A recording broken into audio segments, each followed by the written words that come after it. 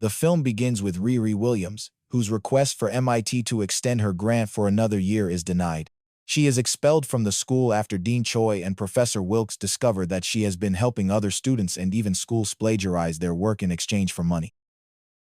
Riri returns to her hometown of Chicago in her new suit of armor, still grieving the deaths of her best friend, Natalie Washington, and her stepfather, Gary, both victims of a drive-by shooting. She confides in Natalie's brother, Xavier, about her desire for her talents to be taken seriously. Riri is soon recruited by John to join the gang of his cousin, Parker Robbins, better known as the Hood. When she visits Robbins' hideout, he tests her loyalty by trapping her in a gas-filled elevator, which she narrowly escapes. Though she initially declines his offer to join the crew on their next 3 heists, she later agrees when Robbins offers her financial compensation. At home, Riri lashes out at her mother, Ronnie, over the pain of losing their loved ones. Ronnie encourages her to confront her unprocessed grief. During the brain mapping process for her artificial intelligence, Riri's grief causes the program to manifest as a digital recreation of Natalie, whom she names Natalie, Neuro-Autonomous Technical Assistant and Laboratory Intelligence Entity. Riri joins the Hood's gang as they plan to sabotage TNNL, a corporation aiming to privatize Chicago's freight tunnels at the expense of local communities.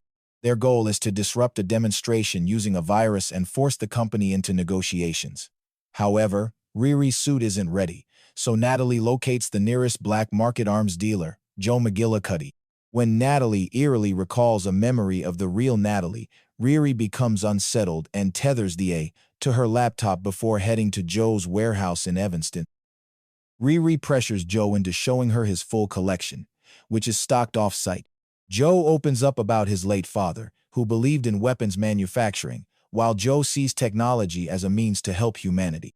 As Joe helps Riri complete her suit, Natalie escapes into various gadgets around Riri's home and meets Ronnie.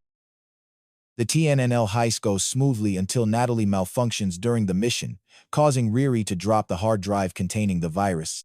Riri and Natalie improvise a backup plan to shut down the system, while Parker successfully blackmails TNNL CEO Sheila Zarity into signing a contract that puts his crew on the company's payroll.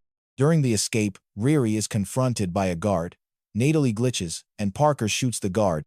Later, Natalie explains she panicked because the situation reminded her of Natalie's death, and she also voices growing suspicions about Parker's powers.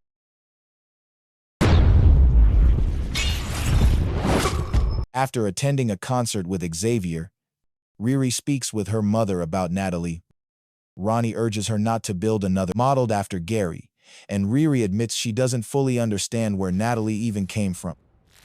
The gang's celebration after the heist takes a turn when Riri and fellow member Clown touch Parker's enchanted hood, prompting a stern warning from John. Parker announces their next heist, targeting Heirloom, a biotech firm whose agricultural technology is driving farmers out of business. Riri confesses to Parker that participating in the heist makes her feel like a bad person. Parker reassures her, claiming that anyone who achieves greatness has done questionable things, and credits his magical hood for making him unstoppable.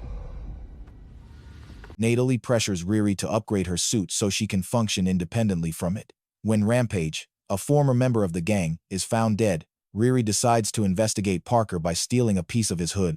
She visits Joe again and finds him injured from self-experimentation.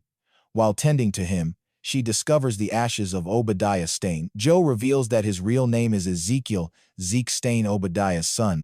Zeke doesn't want to follow in his father's footsteps and questions Riri's motives. She shares that her stepfather Gary was a fan of Tony Stark and fixed things simply because he could, something she hopes to do as well.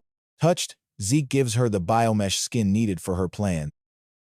During the Heirloom heist, Riri lets Natalie operate the suit while she sneaks up on Parker and cuts a piece of his hood while he negotiates with CEO Hunter Mason, who refuses to sign the contracts. However, Riri's tool sets off a detection system, causing a lockdown with carbon dioxide emissions. Parker kills Mason, and he and Natalie rescue the crew.